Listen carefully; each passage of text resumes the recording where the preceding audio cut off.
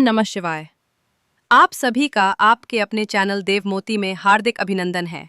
आज की कहानी है शिवजी और सोने का शिवलिंग। मोहनपुर गांव में शिवम एक चौकीदार था। वह रात भर गांव की गलियों में लाठी लेकर आवाज लगाता घूमता था। इसके चलते गांव वाले चैन की नींद सोते थे। वह रात को अपना खाना लेकर निकलता और शिवजी के मंदिर जाता था। रात के समय जब पुजारी जी मंदिर बंद करते तब वह अपने काम पर निकल जाता था। एक दिन पुजारी बाबा ने उससे पूछा, शिवम, यह सभी गांव वाले सुबह मंदिर आते हैं और तू रात को मंदिर आता है, उसके बाद मंदिर बंद होने तक बैठा रहता है। शिवम कहता है, पंडित जी, जब तक मैं भगवान के दर्शन नहीं कर लेता मैं अपने काम पर नहीं जा सकता। दूसरा, जब तक भगवान बैठे रहते हैं मुझे गांव की चिंता नहीं है। जब ये सो जाते हैं तब मैं गांव की रखवाली करने निकलता हूँ।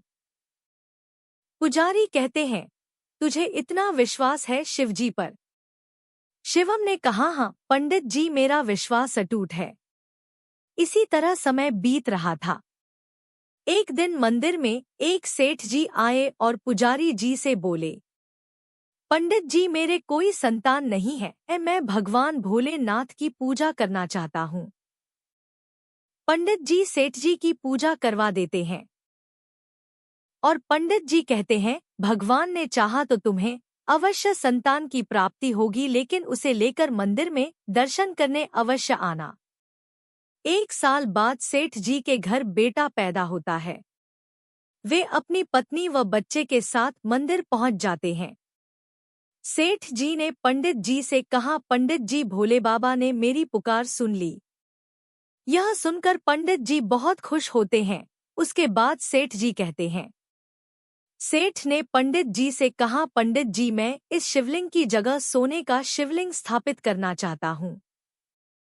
पंडित जी कहते हैं, यह आप क्या कह रहे हैं सेठ जी, यह शिवलिंग बहुत पुराना है, हम इसे हटा नहीं सकते, और अगर आपने सोने का शिवलिंग स्थापित कर दिया तो इस खबर के फैलते ही शिवलिंग चोरी होने का खतरा बढ़ जाएगा। सेठ जी कहते हैं, लेकिन पंडित जी, मैंने निर्णय कर लिया है, आप कोई उपाय बताइए। पंडित जी कहते हैं, ठीक है, मैं गांव वालों से सलाह करके आपको बताऊंगा, आप 2 दिन बाद आइए। रात को पंडित जी शिवम से बात करते हैं। शिवम ने कहा, पंडित जी, आप चिंता न करें, भोलेनाथ पूरे संसार की रक्षा करते हैं।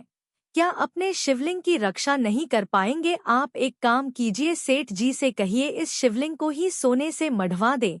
इससे यह शिवलिंग सोने का दिखने लगेगा और इसे हटाना भी नहीं पड़ेगा। पंडित जी ने कहा, लेकिन चोरों की नजर में तो यह सोने का शिवलिंग होगा। उन्हें थोड़ी पता होगा कि यह पत्थर का है। शिवम कहता है, आप उसकी चिंता मत कीजिए, सब भोलेनाथ पर छोड़ दीजिए। पंडित जी अगले दिन सेठ जी को सब बता देते हैं। सेठ जी शिवलिंग पर सोना लगाने का काम शुरू करवा देते हैं। 1 महीने में शिवलिंग सोने का दिखने लगता है। एक दिन पंडित जी शिवम को बुलाते हैं।